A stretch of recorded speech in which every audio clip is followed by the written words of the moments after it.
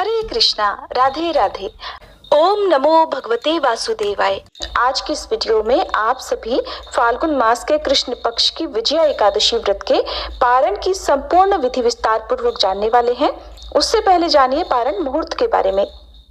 इस बार एकादशी की तिथि 23 फरवरी रविवार को दोपहर 1:56 से शुरू होकर 24 फरवरी सोमवार को दोपहर 1:44 पर समाप्त होगी।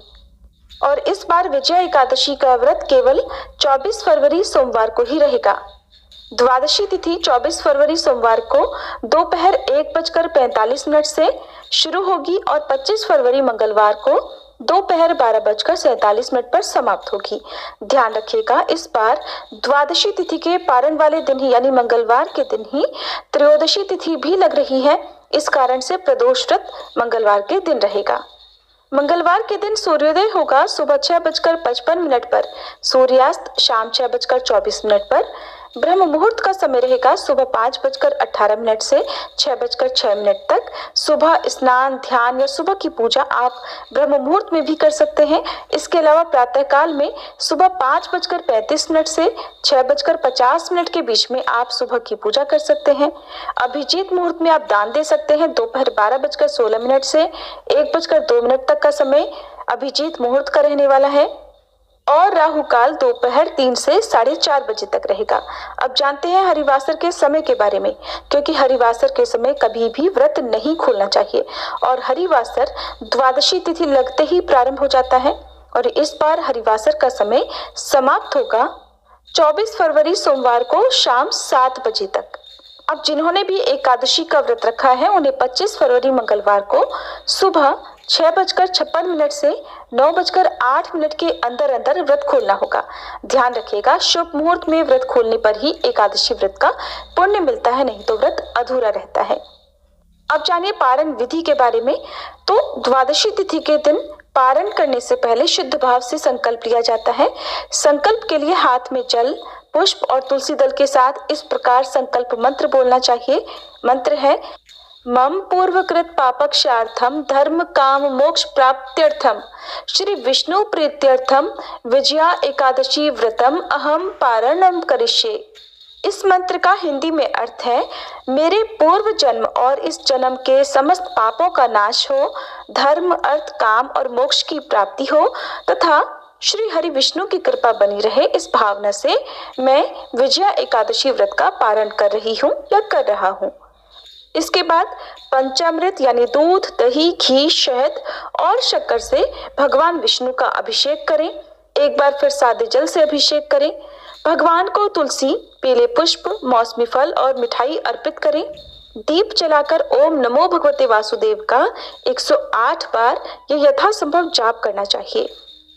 कुछ विशेष मंत्र हैं जिनका जाप आप सुबह की पूजा करते समय कर सकते हैं, जैसे ओम श्री विष्णवे नमः इस मंत्र का 21 बार, श्री राम जय जय राम 108 बार, ओम नारायणाय विद्महे वासुदेवाय धीमहि तन्नो विष्णु प्रचोदयात इस मंत्र का 11 बार जाप करना चाहिए। फिर पितरों के निमित्त जल, तिल और अक्षत मिलाकर तर्पण करें और ये मंत्र बोले: ओम पितृभ्यः स्वधा नमः 3 बार पितरों को जल अर्पित करें। फिर ओम सर्व पितृभ्यो नमः 3 बार फिर जल अर्पण करें। ओम श्राद्ध देवताभ्यो नमः 3 बार जल अर्पित करें। इसके बाद ब्राह्मणों या जरूरतमंदों को अन्न, वस्त्र और दक्षिणा प्रदान करें। गौ ग्रास निकालकर गौओं को खिलाएं और कौओं को पितरों के निमित्त भोजन अर्पित करें। स्वयं पारण करने के लिए पहले भगवान को नैवेद्य भोग अर्पित करें जिसमें तुलसी का पत्ता अवश्य हो। फिर स्वयं सात्विक भोजन ग्रहण करें। पहले प्रसाद ग्रहण करें जिसमें मूंग की दाल से बने हुए व्यंजन जैसे हलवा या मूंग की दाल जिसमें सेंधा नमक का प्रयोग हो। इसके अलावा हलवा, खीर, पूरी भी आप भगवान को अर्पित कर सकते हैं, उसको प्रसाद रूप में ग्रहण कर सकते हैं। व्रत के पारण के बाद प्रभु का स्मरण करें और श्री हरि का नाम लेते रहें। विजया एकादशी व्रत पारण का फल क्या मिलता है ये भी जान लीजिए। पितरों की आत्मा को शांति मिलती है। व्रत करने वाले को विष्णु लोक की प्राप्ति होती है। सभी पापों का नाश होता है और विजय की प्राप्ति होती है। ऐसे व्यक्ति के किसी काम में बाधा नहीं आती और इस तरह से विधिपूर्वक पारण करने से व्रत का पूर्ण फल मिलता है और भगवान विष्णु की कृपा प्राप्त होती है। पारण करने के बाद जो दीप आपने जला रखा है, जहाँ पर चौकी आपने स्थापित की हुई है, उन सभी सामग्री को श्रद्धा पूर्वक हटा देना चाहिए। विसर्जन वाली सामग्री जैसे कि बासी फूल आदि को विसर्जित कर देना चाहिए। बाकी जो भी सामग्री है जिनका प्रयोग दोबारा से किया जा सकता हो, उनको आप फिर से इस्तेमाल करने के लिए रख सकते हैं। क्योंकि बहुत से भक्त एकादशी के साथ साथ प्रदोष व्रत भी रखते हैं और अक्सर एकादशी व्रत पारण वाले दिन ही प्रदोष व्रत रखा जाता है। तिथियों के कारण ऐसा होता है। यदि आप भी प्रदोष व्रत रखना चाहते हो तो ऐसे में सुबह केवल आप इस तरह की चीजें सामग्री भगवान को अर्पित करें। भगवान को आप भोजन का भोग लगा सकते हैं, लेकिन स्वयं अन्न ग्रहण ना करके केवल आप पंचामृत का या मौसमी फलों का जूस का सेवन कर सकते हैं। इसके अलावा आप कुट्टू के आटे से बने हुए व्यंजन का भी सेवन कर सकते हैं। दूसरा व्रत भी प्रारंभ कर सकते हैं। तुलसी माता की पूजा आपको सुबह की पूजा करने के साथ साथ जरूर करनी चाहिए। भगवान विष्णु की पूजा में तुलसी जी की पूजा भी अनिवार्य रूप से की जाती है। तुलसी माता में जल अर्पित करें, घी का दीपक जलाएं, 3 बार परिक्रमा करें, ओम सुभद्राय नमः इस मंत्र का जाप करें, श्री तुलसी चालीसा का पाठ करने के साथ ही तुलसी माता को प्रणाम करें। तुलसी माता की कृपा से भक्तों की मनोकामनाएं अवश्य पूर्ण होती हैं। जिस तरह से नंदी बैल भगवान शिव तक हमारी मनोकामनाएं लेकर जाते हैं और नंदी बैल की कृपा से भगवान शिव हमारी मनोकामना बहुत जल्दी स्वीकार कर लेते हैं, पूर्ण कर लेते हैं, उसी तरह यदि भगवान विष्णु को प्रसन्न करना हो तो सबसे पहले तुलसी माता का पूजन भी अवश्य करना चाहिए।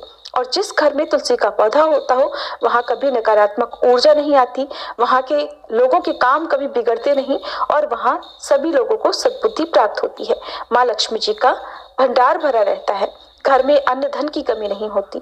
इसलिए आपको श्रद्धा पूर्वक एकादशी और द्वादशी तिथि के दिन तुलसी माता की पूजा जरूर करनी चाहिए।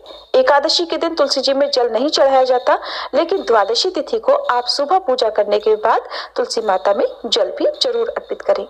अपनी सामर्थ्य के अनुसार कुछ न कुछ दान आप द्वादशी तिथि के दिन जरूर दें और ध्यान रखें किसी भी प्रकार के अशुद्ध भोजन का जैसे लहसुन, प्याज, मांस, मदिरा आदि का सेवन आज के दिन भी आपको भूल कर नहीं करना है। यदि आपको कोई दूसरा उपवास नहीं भी है तो आप ऐसे में केवल 2 बार द्वादशी तिथि के दिन भोजन ग्रहण कर सकते हैं। और पारण हमेशा अपने घर पर रहकर ही करना चाहिए। दूसरों के दिए हुए अन्न या दूसरों के द्वारा दूसरों के घर से आए हुए फल आदि से पारण नहीं करना चाहिए। हर एकादशी व्रत में अलग अलग भोग भगवान को अर्पित किया जाता है। जैसे साल भर में कुल 24 एकादशी व्रत होते हैं, तो 24 एकादशियों में 24 तरह का अलग अलग भोग भगवान को अर्पित किया जाता है। और जैसा हम आपको अपनी हर वीडियो में बताते हैं कि इस बार की एकादशी का विशेष भोग क्या है, तो इस बार फाल्गुन कृष्ण पक्ष की एकादशी में आप मूंग की दाल का हलवा या मूंग की दाल से बना हुआ कोई भी सात्विक भोजन व्यंजन आप भगवान को समर्पित कर सकते हैं। ये थी आज की वीडियो। अगर आपको जानकारी पसंद आई हो तो वीडियो को लाइक जरूर कीजिएगा। तो दोस्तों, आपको ये जानकारी कैसी लगी कृपया कमेंट कर ज़रूर बताएं। वीडियो पसंद आया हो तो लाइक करें और अपने दोस्तों के साथ शेयर करें। कमेंट बॉक्स में जय श्री कृष्णा लिखना ना भूलें।